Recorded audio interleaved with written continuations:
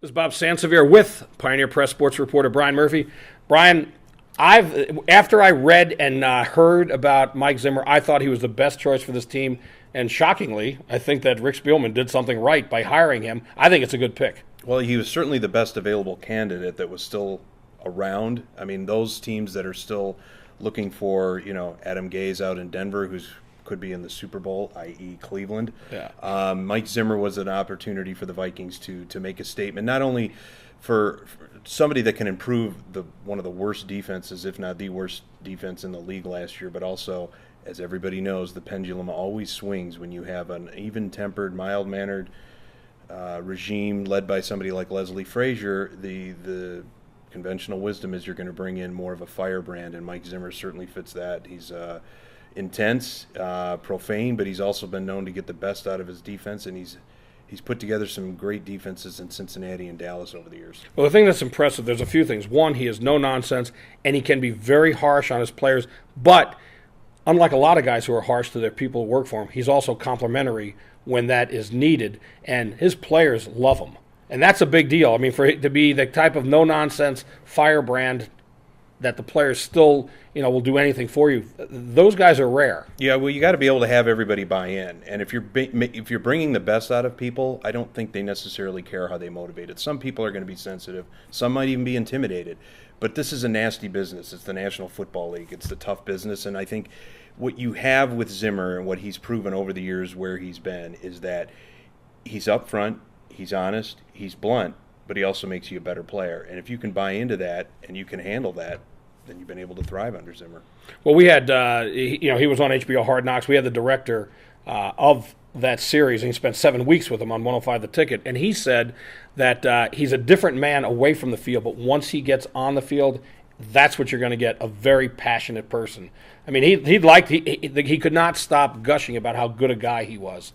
And this is a guy who's didn't play for him, but he was around him. I think Bengals did 3 of those Hard Knocks series. 2 of them at least, 09 and just this past year. Okay, I thought there was 3. Yeah, he emerged as the star of that. I mean, yeah. He was the guy that everybody looked to as sort of a breakout. Like, who is Mike Zimmer, and how did he, how is he under wraps for so long? Why didn't we know as much about him? And I think that may have scared off some teams too. I mean, he has a directness and a bluntness that owners who are generally coming up through the corporate world are not going to react maybe as well to that. But the Vikings are in a position right now where Nice didn't work. Nice didn't really produce the results that they wanted. And as much as everybody in the media and in the front office and in that locker room respected Leslie Frazier, the results weren't there. The pendulum has swung. Well, another thing I liked about him is 3 years after Bobby Petrino left the Falcons, after 3-10 start, he left a little typewritten note on every player's locker. 3 years later, Mike Zimmer, who'd been the defensive coordinator under Petrino, just savaged him, called him a coward, used profanity. I mean, it was and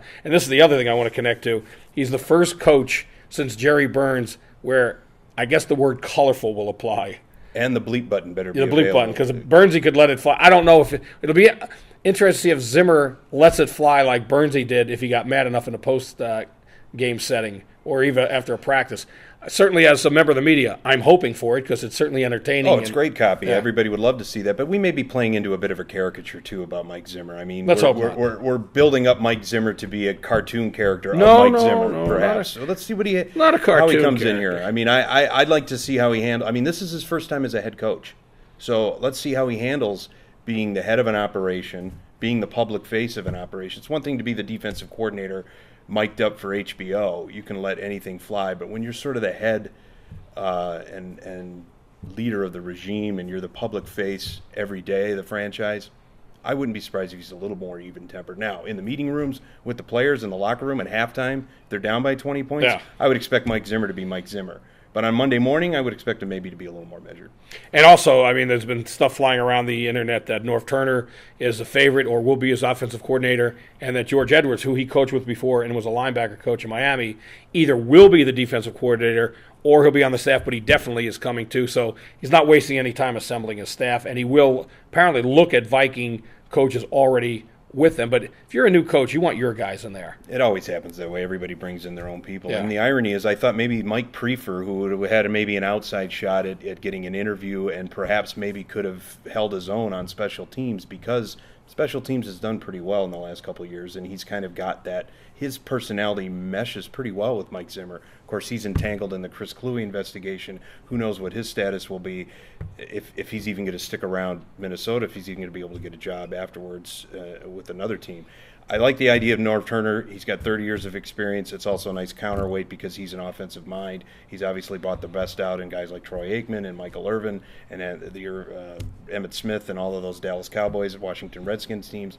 San Diego, he's always been in charge of offenses that could move the ball, score, both running and throwing. So I think in some way, if Zimmer's going to have a heavy hand on the defense, they need to have a counterweight and some offensive guru. And I never think it's a bad idea if you're a first-time, even no matter how long you've been in, you've been a first-time head coach, to have a guy there who's been a head coach too, because there are things you want to bounce off that happen. And Turner did not have overwhelming success as a head coach, but as you say, he knows offense, and he certainly has had success as a coordinator at different places. And frankly, I don't see any downside to it.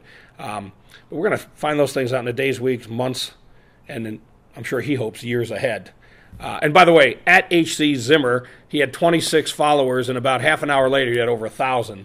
So people are piling up if you want to start following your new coach of the Vikings. Brian, always a pleasure.